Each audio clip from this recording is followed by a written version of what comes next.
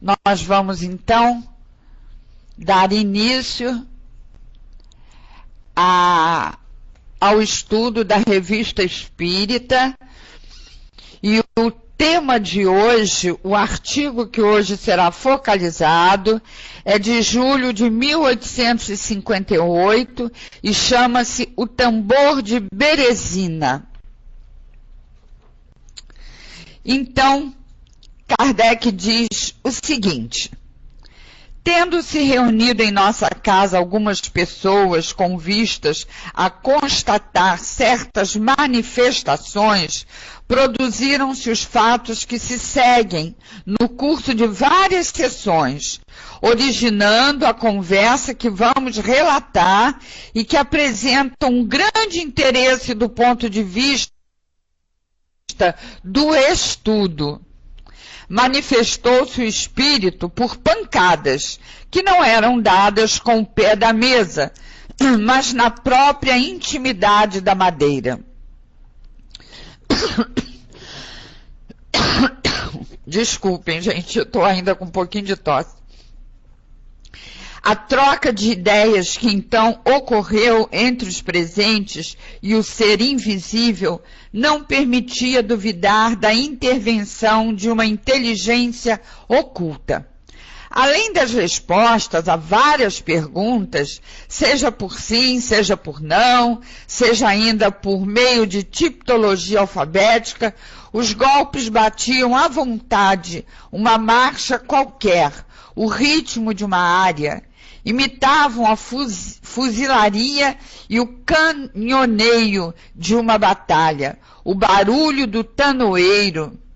Tanoeiro, gente, fabricante de barris, viu? Eu fui pesquisar.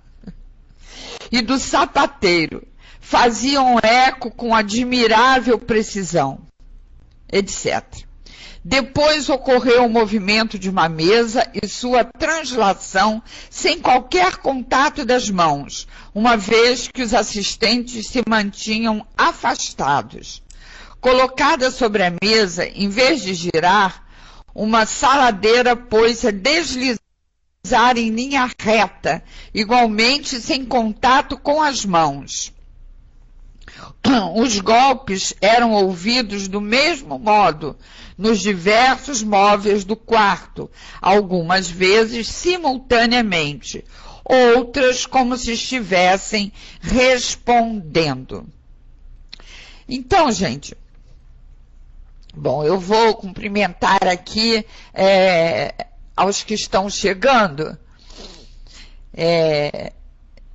Acho que depois que nós começamos, chegou a amiga, né? Viviane, Felipe, Betinha e Sil. E todos os que aqui estão, que sejam bem-vindos e, por favor, participem. Participem, porque o estudo é interativo, viu, gente? Bom, então a gente vai dar aquela paradinha, né? Para tentar explicar com base no capítulo 4 de O Livro dos Médiuns, intitulado Teoria das Manifestações Físicas, o que acontece com a mesa e demais objetos, porque se movimentam e porque produzem os sons. Então, depois de recorrer ao Livro dos Médiuns, a gente conclui o seguinte: quando a mesa ou qualquer objeto, né? Não é só a mesa, qualquer objeto se move, ou quando parece vir desse objeto um som qualquer, não é porque o objeto tem vontade própria ou tem inteligência. Esse objeto é um simples objeto, é uma mesa, né? Sem vontade, sem capacidade de pensar ou de raciocinar. Acontece que ela, vamos exemplificar pela mesa, né, que era o mais usado. Então, acontece que ela está impregnada do fluido universal, que é manipulado pelo espírito, e que associou a esse fluido universal, né, o fluido que ele colheu do médium, que o médium doou, né? E que o espírito então manipulou e associou ao fluido universal, que ele também estava manipulando nessa associação, né? Então, o espírito usando como instrumento, como mãos, entre aspas, o próprio pensamento. Então, o instrumento que o espírito usa é o pensamento, não são as mãos. Então, dessa forma, ele atua sobre essa união de fluidos, né? Sobre essa associação de fluidos, fluido universal, mais os fluidos do médium, né? Dos quais a mesa está embebida e comanda esses fluidos. Como a gente vê lá em A Gênese, o pensamento é para o espírito o que a mão é para o homem. Não é isso que a gente vê lá na Gênese? Na Gênese está dito isso para a gente, que o pensamento é para o espírito o que a mão é para o homem.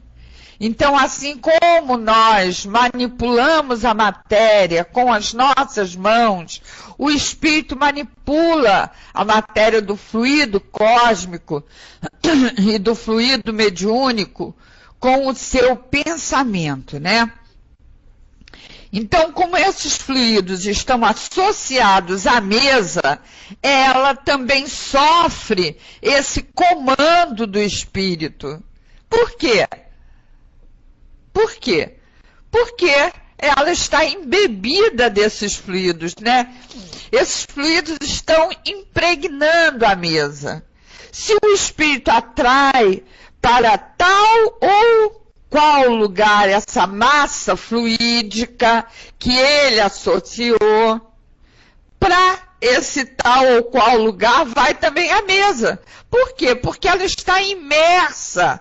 Ela está imersa nessa massa fluídica que está sendo comandada pelo espírito,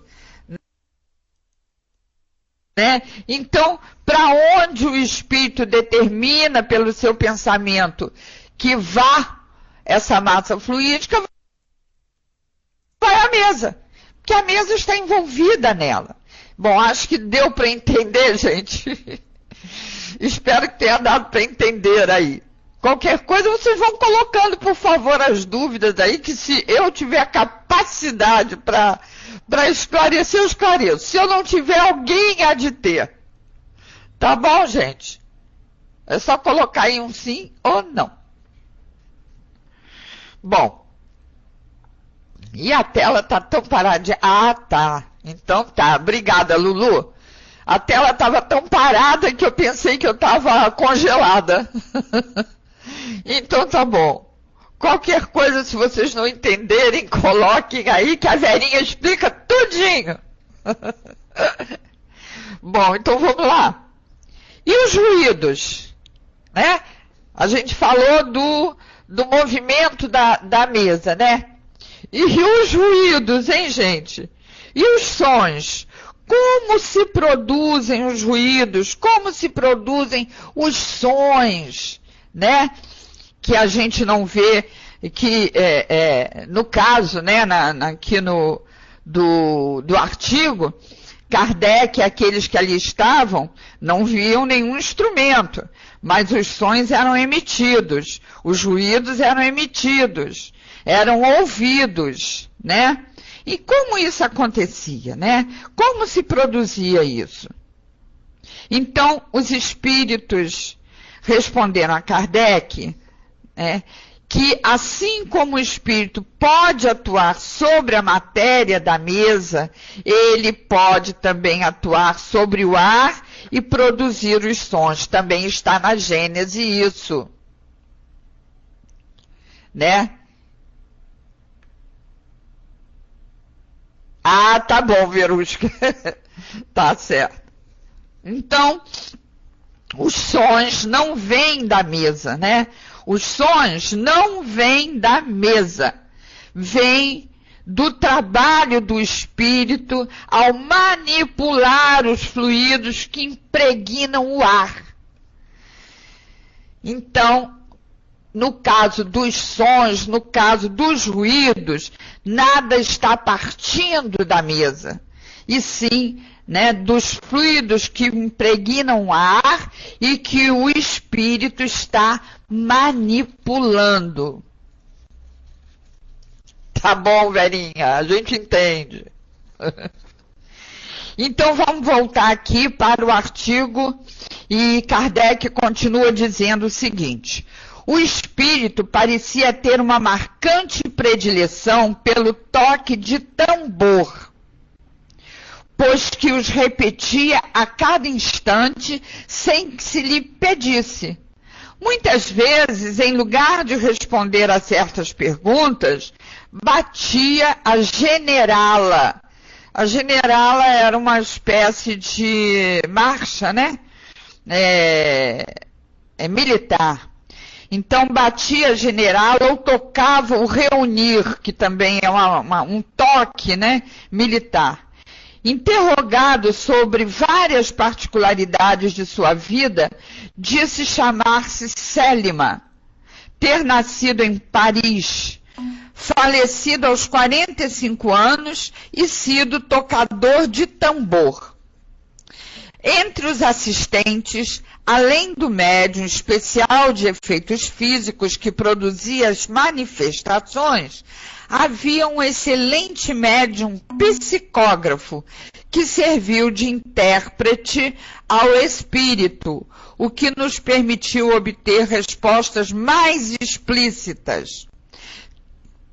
Tendo confirmado pela escrito que havia dito pela tipologia, a propósito de seu nome, lugar de nascimento e época da morte, foi-lhe dirigida a série de perguntas que se segue, cujas respostas oferecem vários traços característicos que corroboram certas partes essenciais da teoria. Ah, obrigada, Dudu. Dudu está colando aí o texto para a gente. Obrigada. Bom, gente, então, nós estamos vendo que nessa reunião, né, estava tendo lugar a mediunidade de efeito físico, né, exercido pela movimentação da mesa, pelas batidas, né, pelos sons, pelos vários ruídos, e também estava sendo exercida a mediunidade de psicografia. Havia ali um médium psicógrafo muito bom, como diz o texto, né? E havia um médium de efeito físico, né? Então, o espírito tanto provocava os efeitos físicos, porque tinha um médium que era próprio, que ajudava, né? Doando os seus fluidos para isso, como também ele transmitia o seu pensamento ao médium psicógrafo. Então, se dava aí dois tipos de comunicação, né? A de efeito físico e a de psicografia. Então, agora Kardec vai começar a fazer as perguntas.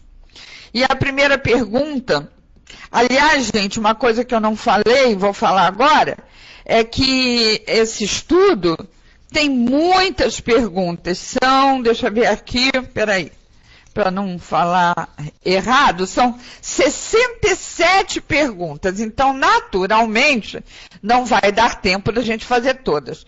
Nós vamos parar no que der tempo e na segunda-feira que vem a gente prossegue no restante, no que ficar por fazer. Então, na primeira pergunta, Kardec quer saber o seguinte: escreve, aliás, não é uma pergunta não, é um pedido. Escreve qualquer coisa, o que quiseres. Aí, olhem a resposta do espírito comunicante. Ram, plan, plan, ram, plan, plan. Aí Kardec pergunta, por que escreveste isto? Eu era tocador de tambor, respondeu ele. E na terceira pergunta, havias recebido alguma instrução? E ele responde, sim. Onde fizeste teus estudos? Aí ele responde, nos ignorantes. Nos ignorantes. Aí eu fui pesquisar o que era isso, né? Porque aí no texto não está dizendo o que são os ignorantes. Aí eu achei o seguinte, gente, ignorantes é uma ordem de irmãos religiosos, mas que não eram padres e que se dedicavam a educar as crianças pobres, viu? Ah, Dudu, moleque, você achou, é?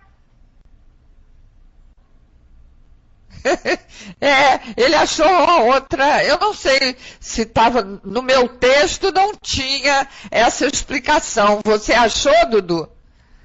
Você que achou? Você que pesquisou? Bom, então é isso, tá, gente? Ignorantes é uma ordem de irmãos que se dedicavam a educar as crianças pobres. Ah, tá bom, Dudu. Que legal, obrigada. Isso aqui é, viu, gente? Pesquisa é tudo. Ah, eu não tenho isso aí, ou eu não vi. Então, eu nem vi, gente. Mas fui pesquisar e achei, né? Então, agora na quinta pergunta. Pareces jovial, diz Kardec para ele. Pareces jovial. E ele responde, eu sou bastante. E a número 6. Uma vez nos disseste que em vida gostavas muito de beber. É verdade? E ele responde, eu gostava de tudo que era bom. E Kardec pergunta, eras militar? E ele responde, claro que sim, pois que era tocador de tambor. Sob que governo serviste? Sob Napoleão o Grande, ele respondeu. E, olha, gente, eu estou lendo assim e dando as respostas de várias perguntas, porque são coisas que a gente não tem o que comentar, né? Quando há o que comentar, a gente para, então, e comenta, tá bom? E a número 9, podes citar-nos uma das batalhas em que tomaste parte? E ele responde, a de Berezina. Né? Por isso o título do artigo, né? O tambor de Berezina, porque ele participou dessa batalha de Berezina.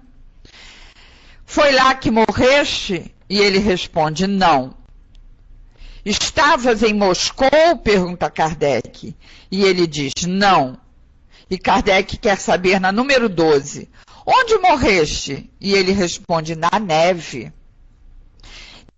Naquela época, né, quando se deram essas batalhas de Berezina e outras mais, nevava muito, nevava demais. E muita gente, muito militar, muito soldado, morreu na neve. Muitos. Morreram de frio. Aí Kardec pergunta, em que corpo servias? E ele responde, nos fuzileiros da guarda. Gostavas muito de Napoleão Grande? E ele diz, como todos nós o amávamos. E sem saber o porquê. Porque eles tinham Napoleão como um ídolo, né? E a número 15. Sabes em que se tornou Napoleão depois de sua morte? E ele responde, depois da minha morte, só me ocupei de mim mesmo. Agora a gente faz um comentário aqui. Vamos parar para analisar essas palavras do tocador de tambor de Berezina, né? Depois da morte, só me ocupei de mim mesmo. Após o desencarne, né? O espírito fica, em geral, assim como que imerso numa espécie de sonho, né? Que é denominado período de perturbação. Todo estudante da doutrina espírita sabe disso, né? Que depois do desencarne, o espírito fica imerso nesse período de perturbação, que é como se ele estivesse dentro de um sonho, né? Onde as ideias são confusas e ele não tem noção da sua situação. Então, quando sai dessa condição de perturbação e começa a tomar ciência da sua nova situação, suas preocupações são mesmo para consigo próprio, né? Ele não estava se preocupando com Napoleão nem com coisa alguma. Ele estava, a preocupação dele era com ele mesmo, porque era tudo novo, era tudo confuso, ele nem sabia onde estava. Onde estou? O que aconteceu comigo? O que vai acontecer agora? E dependendo de cada um, porque cada caso é um caso muito particular, porque não há um despertar igual ao outro, né? Do outro lado da vida, não há um despertar igual ao outro. Mas aí ele vai mesmo se preocupar com o que lhe sucederá daí por diante, né? Ele vai pensar no que deixou feito ou no que deixou por fazer na terra. Ele vai pensar nas pessoas que ama e com as quais não está mais. Quer dizer, vai se preocupar consigo mesmo, como diz o tocador de tambor. Quando Kardec perguntou, sabes em que se tornou Napoleão?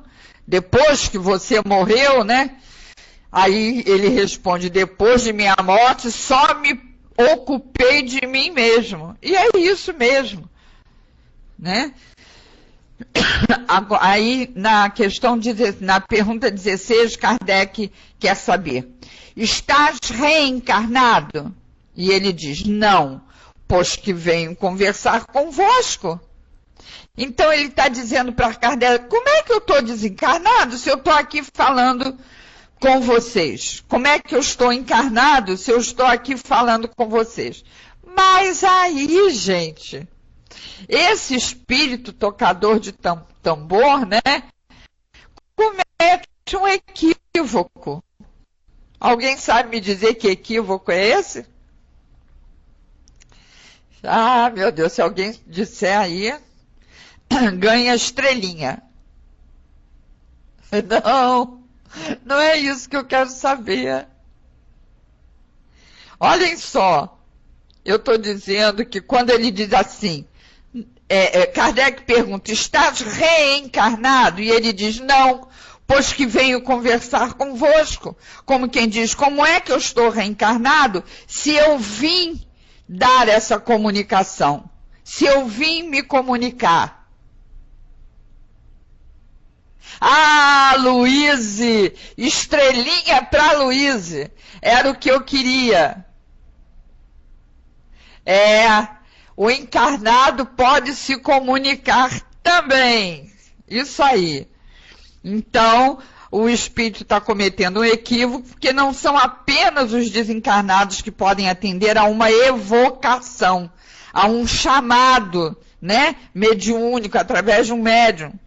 No livro dos médiuns, lá no capítulo 5, está no item 284, chamado Evocação das Pessoas Vivas. Está dito, está explicadinho isso. E nas perguntas 39 e 40 desse item, Kardec indaga assim, podemos evocar o espírito de uma pessoa viva?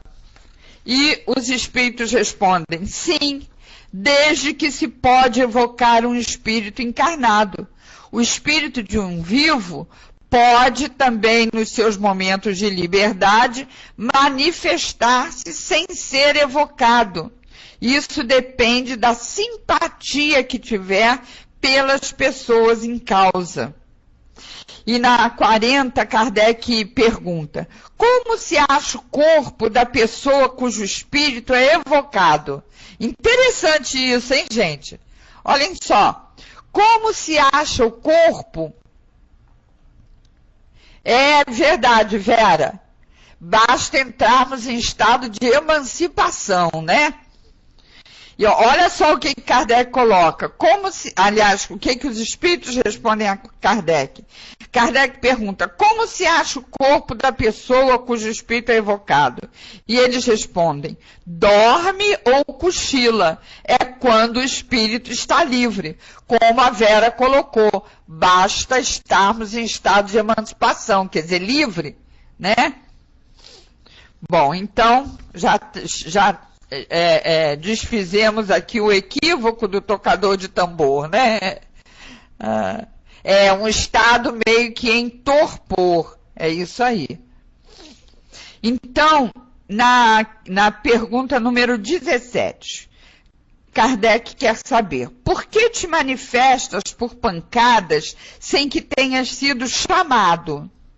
E ele responde, é preciso fazer barulho para aqueles cujo coração nada crê.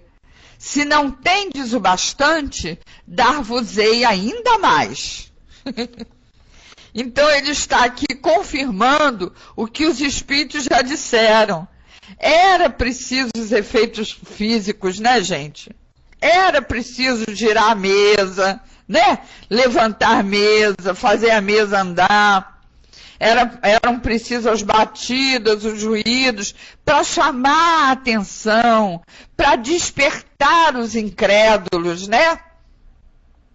Para despertar os incrédulos. Era preciso tudo isso. E na pergunta 18, Kardec quer saber, é de tua própria vontade que vieste bater ou um outro espírito obrigou-te a fazê-lo? E ele responde, venho por minha vontade. Há um outro, a quem chamais verdade, que pode forçar-me a isto também. Mas há muito tempo que eu queria vir. Então, lá no Livro dos Espíritos está dito, né, que os espíritos superiores podem constranger um espírito que lhes é inferior a fazer determinada coisa que ele não faria espontaneamente, né? É a superioridade moral direcionando a vontade de um espírito que ainda é mais inferior, que ainda é imaturo, né? É aquela questão da hierarquia, né? Pela moralidade. Porque na espiritualidade, o superior não é aquele que tem mais, quem indica, não, que tem mais pistolão, ou que né, é o que tem maior moralidade, tem um nível mais alto de moralidade. Esse aqui é o superior, né? E o superior pode constranger o inferior a fazer aquilo que ele quer que seja feito. E aí, na 19, Kardec pergunta, com que objetivo querias vir? E ele responde, para conversar convosco, era o que eu queria. Havia, porém, alguma coisa que me impedia. Fui forçado por um espírito familiar da casa que me exortou a tornar-me útil às pessoas que me fizessem perguntas. O que poderia, gente, estar impedindo que ele se comunicasse, né? Ah, tá, Verinha, olha, a Vera está colocando uma informação aí que realmente nos faltou, né? Podemos ler no Livro dos Espíritos, visitas espirituais entre pessoas vivas, das perguntas 413 até 418, muito bom. Obrigada, Vera.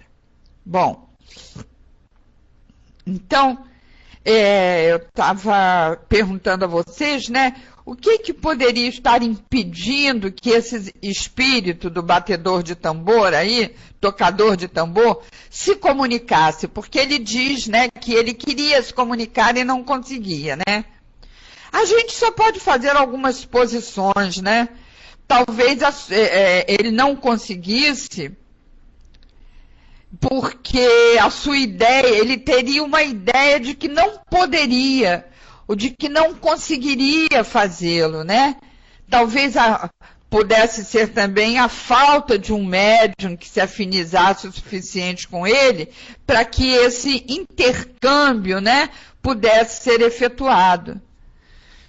Até que um espírito familiar, como ele disse, até que um espírito familiar da casa lhe deu as condições para isso, e com o fim útil de informar sobre a vida espiritual. Então, se o espírito familiar pode forçá-lo a se comunicar e ele conseguiu, é porque isso aí é uma dedução minha, viu, gente? Eu posso estar completamente errada, mas eu deduzi aqui o seguinte: se o espírito familiar pode forçá-lo a se comunicar e ele conseguiu, é porque o que lhe faltava era acreditar que podia, né? E o que nós podemos concluir é isso. Assim eu entendo, né? Que o que faltava a ele era a convicção de que podia, não é? Então,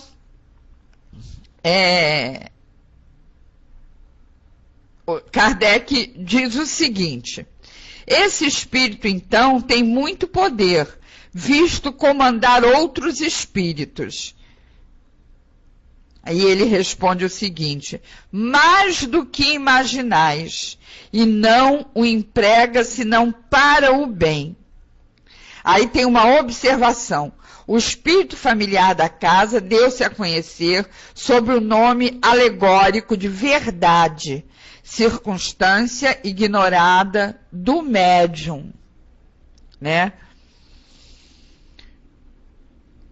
E agora, na número 20, o que te impede de vir? Aliás, o que te impedia de vir? E ele responde: não sei, alguma coisa que não compreendo. Quer dizer, ele mesmo não sabia por que não podia vir, né? E eu continuo a pensar que era porque ele não tinha a confiança suficiente, né, de que poderia. E Kardec pergunta agora na 21, lamentas a vida? E ele responde, não, nada lamento. E na 22, Kardec pergunta, qual a existência que preferes, a atual ou a terrestre?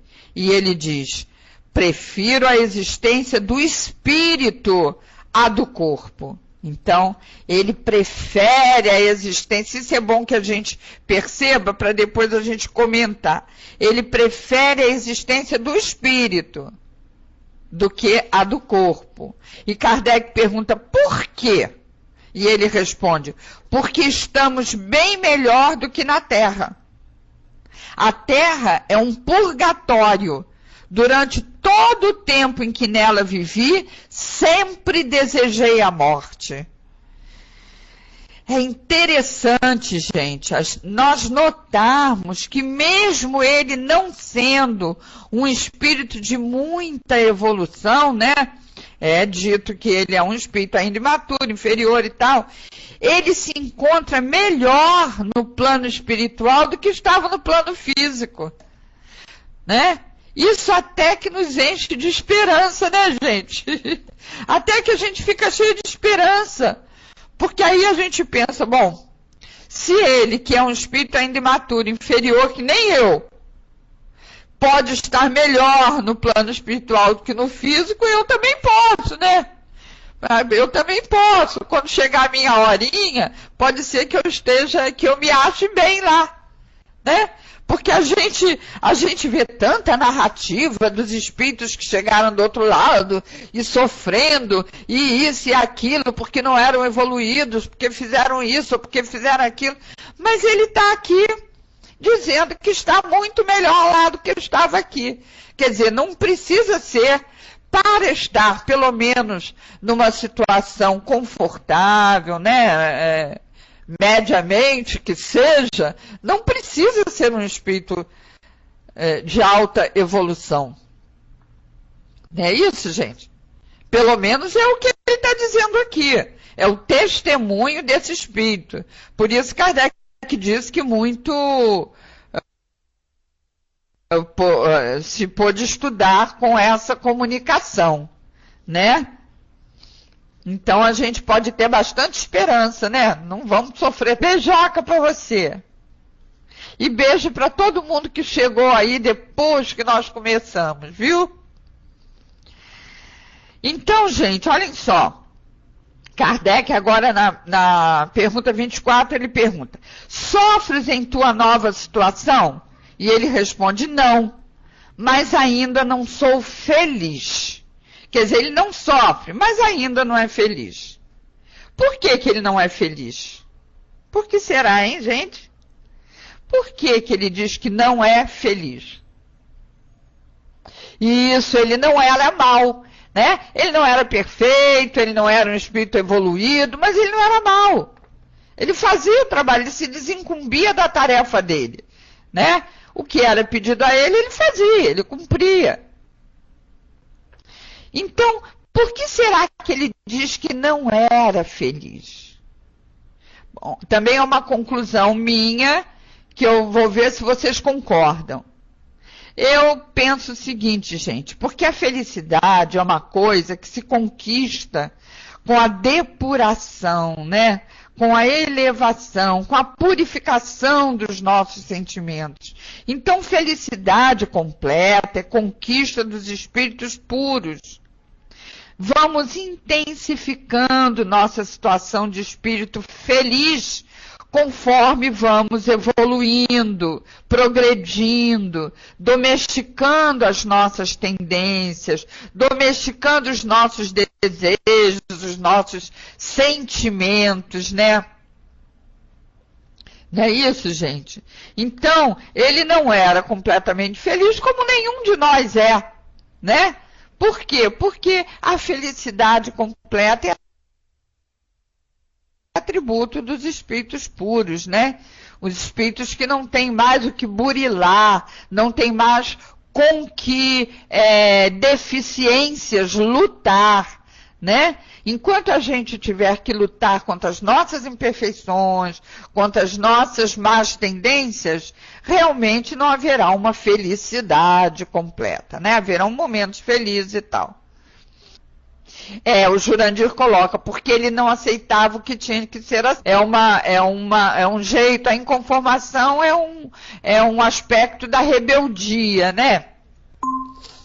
Então vamos lá para a questão 25. Kardec quer saber o seguinte: ficarias satisfeito? Sim, porque sei que devo elevar-me. Que interessante, né, gente? Elevar-se. Aí Kardec torna a perguntar: quem te disse isso? E ele responde: eu o sei bem. Quer dizer, mesmo não sendo altamente instruído, ele sabia das coisas, né? Pelo menos do principal. Vejam que mesmo se achando mais feliz como desencarnado, ele deseja encarnar porque ele sabe que esse é o caminho da evolução. Ele diz que sabe disso. Sabe como? Como é que ele sabe? Ele sabe instintivamente, como todos nós sabemos, né, gente? Ele sabe instintivamente. A lei está na consciência. Isso aí, instintivamente, Luiz. Muito bem.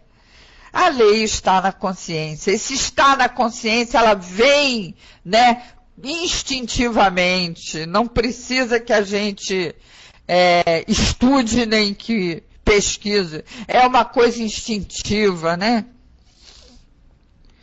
Então, a reencarnação por vezes muito sofrida, né? Mas é como o remédio amargo que desce arranhando a nossa garganta, mas que cura. É na matéria que as experiências, os aprendizados, a inteligência se desenvolvem, né?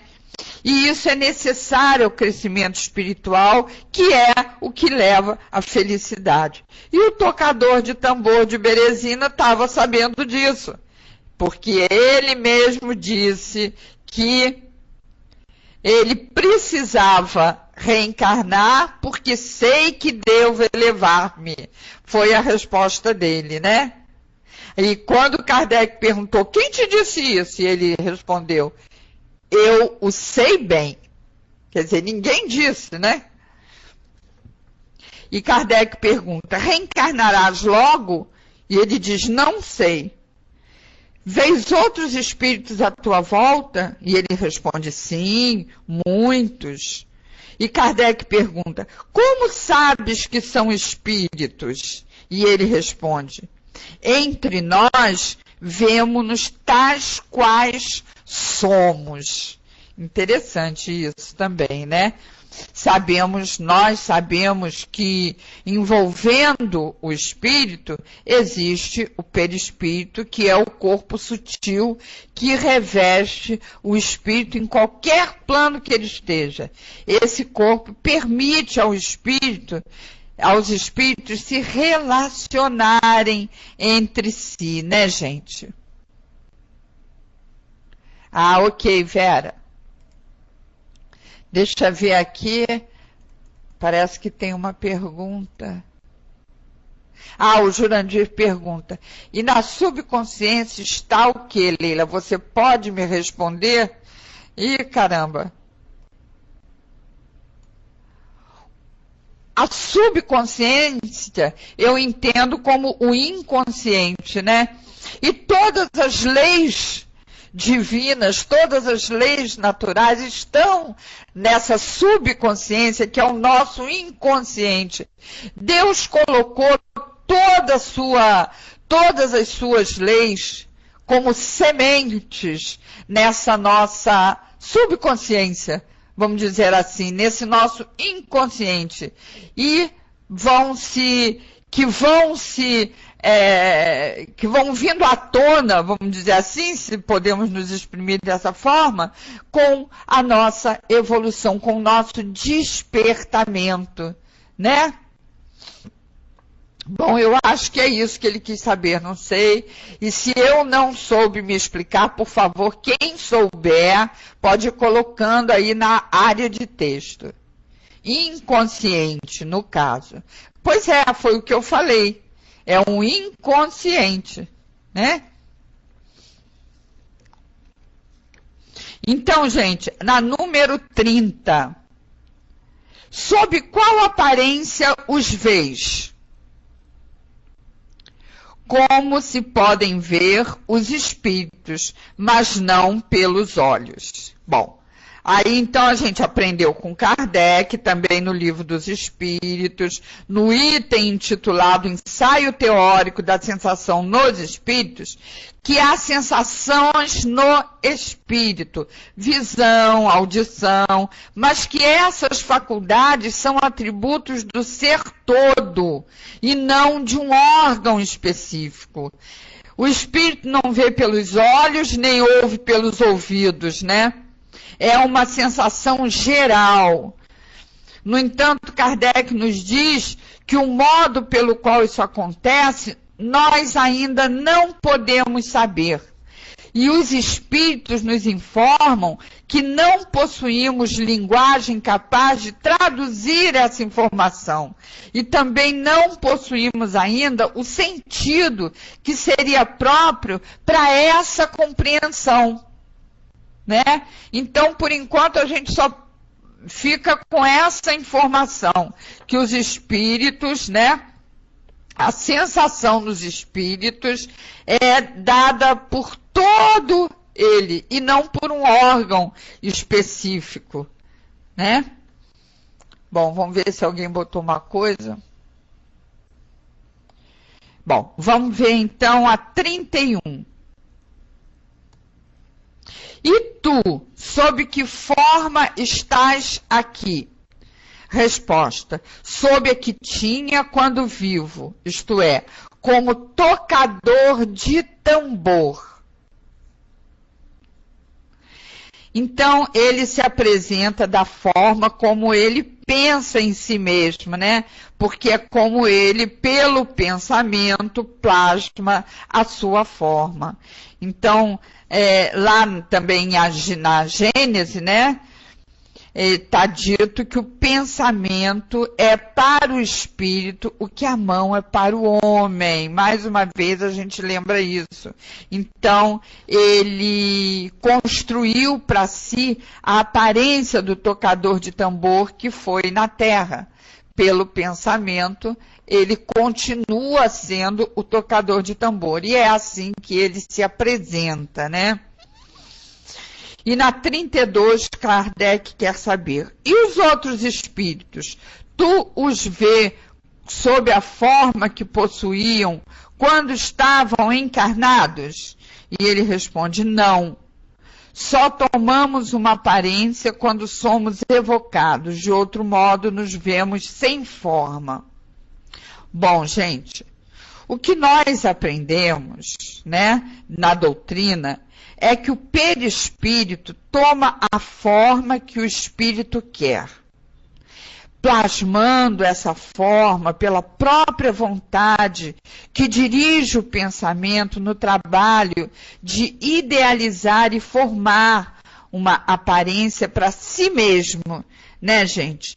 A gente vê lá na Gênesis, no capítulo 14, no item fotografia do pensamento, o seguinte, Kardec falando, criando imagens fluídicas, o pensamento se reflete no envoltório perispirítico como num espelho e toma nele corpo e aí, de certo modo, se fotografa, né?